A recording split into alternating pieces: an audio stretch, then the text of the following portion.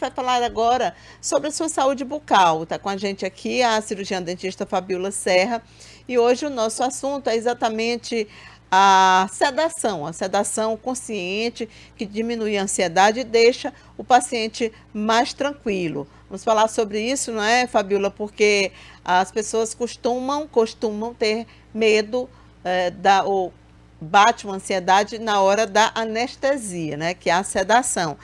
Mas quais são as alternativas? Bom dia. Oi, Cíntia, bom dia. Um prazer estar com vocês mais uma vez, a gente poder contribuir com informações valiosas a respeito da saúde bucal, tá? Então, assim, só queria fazer uma pequena correção no que você falou a respeito, porque essa confusão ela é muito comum entre a sedação e a questão da anestesia. A sedação, ela se emprega como uma ferramenta para você fazer o controle de ansiedade, de fobias, de inseguranças, ou realmente de traumas que você já teve ou que você escutou de outras pessoas, certo? A sedação, ela não suprime a possibilidade ou a questão da anestesia.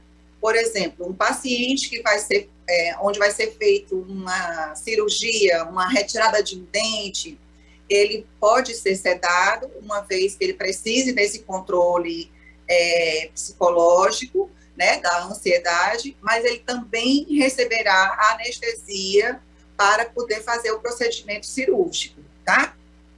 Uma coisa não invalida a outra, Vamos certo? então falar sobre isso. Há uma participação efetiva da sedação colaborando para ele suportar mais a sensação de dor e de desconforto. É exatamente isso para o qual nós empregamos a sedação, para o controle de ansiedade e o controle de dor, tá? Bom, como é que é feito, né? Quais são os casos em que é indicada essa sedação?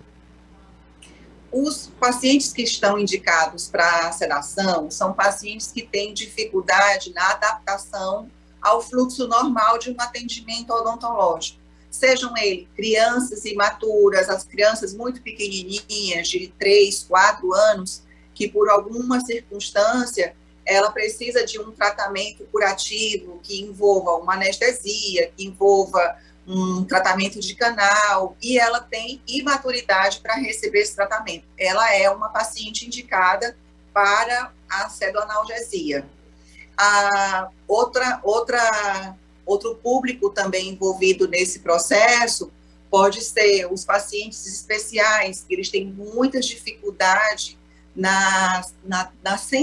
por conta da sensibilidade, a hipersensibilidade desses pacientes especiais, notadamente os pacientes autistas, eles têm muita dificuldade no manejo convencional odontológico. Então, a sedação ela é muito bem empregada.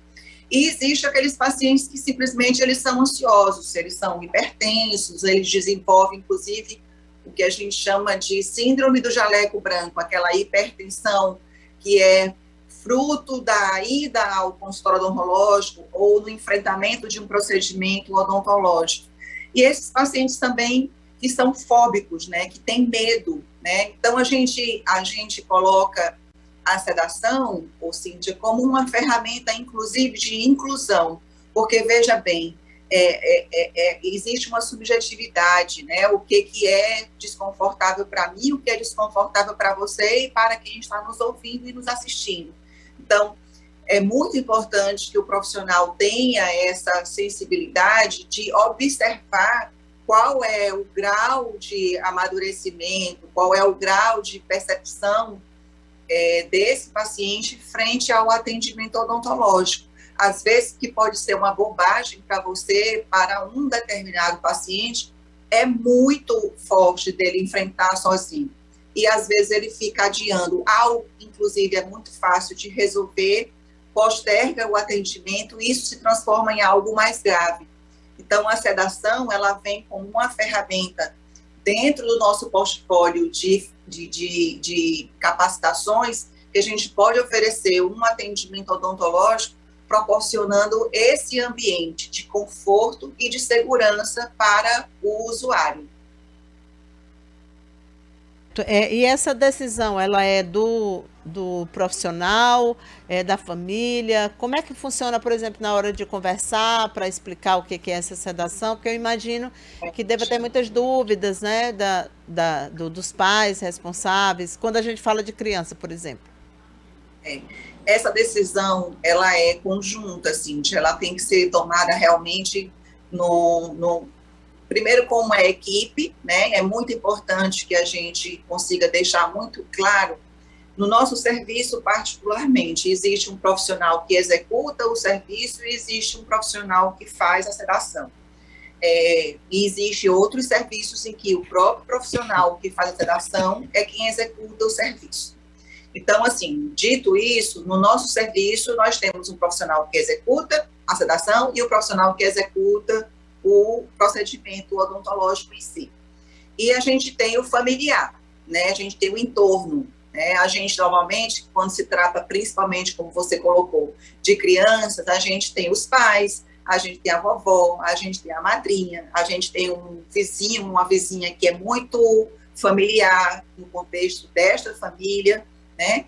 E que também toma decisões juntas. Então, é uma decisão onde a gente procura ouvir a queixa da família, onde a gente procura intervir no sentido de orientar a melhor experiência possível para essa criança, mas a gente escuta o familiar, a gente escuta o que o familiar tem a nos dizer, porque muitas vezes, quando eles recorrem a essa ferramenta, eles já percorreram outros profissionais, eles já percorreram outros serviços, e nos procuram como uma alternativa, tipo, agora não tem mais jeito, doutora, a gente tem que sedar, a gente tem que fazer dessa forma, porque já tentamos de diversas outras maneiras e não foi positivo, nós não conseguimos fazer o procedimento.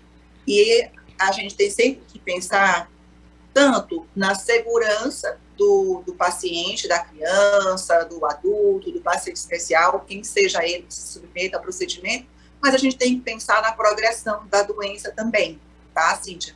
Então, assim, essa tomada de decisão, ela é feita conjunta. É claro que o profissional, o dentista que está fazendo o atendimento, ele tem uma voz ativa, porque ele vai perceber que chegou um determinado limite em que ele não tem mais ferramentas de uma condução convencional no atendimento odontológico. Então, tem que partir para a sedação para tornar esse ambiente mais confortável, essa experiência mais confortável para o paciente e para a criança, principalmente. E é muito importante que a gente pontue que nem sempre a criança, principalmente as crianças imaturas, ou Cíntia, nem sempre a criança imatura, ela precisa perdurar um processo de atendimento odontológico sempre envolvendo a sedação.